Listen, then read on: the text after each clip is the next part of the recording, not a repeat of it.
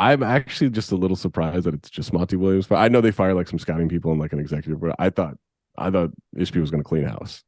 I thought James Jones was going to be gone, and we'll see like what happens with this roster. But at least for now, Monty Williams is out. I like look, Monty did a really good job there. He helped turn them into a winner for the first time since Steve Nash was there. Like this was a garbage organization for about a decade, and then Monty came in, and obviously like Chris Paul coming to the team helped reset the culture a lot anyway, and help them get to a winning style. But yeah, like part of me thinks Monty got a raw deal here. Part of me thinks like, yeah, he probably took them to about their limit. Like they made the finals once. They've flamed out spectacularly the last 2 years. Like maybe he is just the guy that gets them to a certain point, and then now it's on another coach to move forward. But let's say the rumors of Ty Lue happen. Jay, is that the guy to get the Suns over the top? Or obviously they're gonna have to fill out this rotation more, but I mean, is it about the coach or is it about the personnel? Because like we were counting on like campaign and Landry Shamet and Jock Landale and Terrence Ross to make big contributions here. This year it was about the personnel. This year was definitely like their supporting cast just wasn't good enough. They did not have the continuity to deal with Denver. They'd never had enough options to stop that, and it would not have mattered.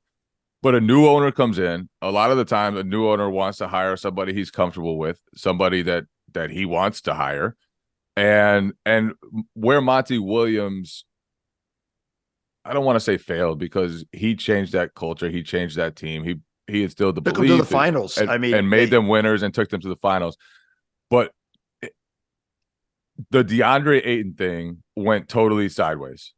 And it was clear there was a huge divide between Ayton and the organization, Ayton and Monty Williams at times, and that never, ever got better. And the other piece, I mean, Jay Crowder did not end up helping the Milwaukee Bucks at all, but that's another guy who was in the starting lineup, a major part of who they were, and they as an organization could not connect with Jay Crowder, could not convince him to stay, could not convince him to take a smaller role. And so to me, that's where Monty Williams was not enough. And that's where Monty Williams let down the Suns in some way. And I think that's part of the reason why he lost his job. But he was great. And overall, like Monty Williams did an incredible job. Yeah. But when you lose two of the pieces in your rotation or lose the bond with two of the players in your rotation and it goes as publicly as it did, I think it's understandable why a new owner would come in and think, okay, there are other great options available right now, great coaches on the market right now who will be dying to coach Devin Booker and Kevin Durant. Yeah. And it's a new owner. Like new owners do this shit, man. Yeah. Yeah. And again, like Monty Williams was great. Like I'm not saying he didn't do a great job. He turned around that franchise. The Suns were a joke until they went into the bubble with Monty Williams and went 8-0 and turned around everything. But I understand wanting a new voice when those things happened and there are such qualified candidates out there. Yeah, I don't think – I mean, this isn't an indictment of his coaching job or his ability to coach. I think time just ran out on him in that place. Like it was time for them to find a new voice with all that stuff. Kind of like I need to fuck. The whole situation, though, I think is I don't know if they can go get Ty Lue. Like I think that's the big thing. Like everybody's talking about, they'd be really interested in Ty Lue. That's going to probably require a trade, and they can't give up more assets to go get a coach when they need to actually like build a roster themselves. Yeah. Right? Yeah, I mean they need to build the roster. What if they're themselves. Like, hey, we'll give you Landry back? Yeah, right. Clippers might actually take that. But I think when you say like what kind of coach, I don't even know what kind of coach they need at this point because they don't even have a roster. We just know they have two guys for sure.